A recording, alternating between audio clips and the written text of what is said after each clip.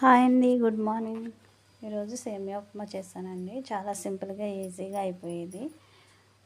ముందుగా సేమియాని బాగా వేయించుకున్నాను. గోల్డెన్ బ్రౌన్లో వేయించుకొని పప్పు దినుసులు తీసుకున్నానండి. ఎండుమిర్చి, కరివేపాకు, శనగపప్పు, ఆవాలు తీసుకున్నాను.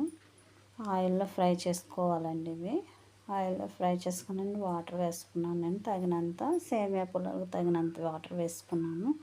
వాటర్ వేసుకుని బాగా మరగనివ్వాలండి. వాటర్ మరగనిచ్చాక కొంచెం సాల్ట్ వేసుకోవాలి.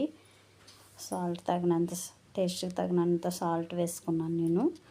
సాల్ట్ వేసుకుని బాగా సేమియా పుల్లలు కలిపేలా తిప్పుకున్నానండి. తిప్పుకొని ఉడకనించాను. అంతే, రెడీ అయిపోయిందండి సేమియా ఉప్మా. చాలా టేస్టీగా వస్తుందండి. నచ్చితే లైక్ చేయండి, షేర్ చేయండి, సబ్స్క్రైబ్ చేయండి మా ఛానల్. ఓకేనండి. Bye bye.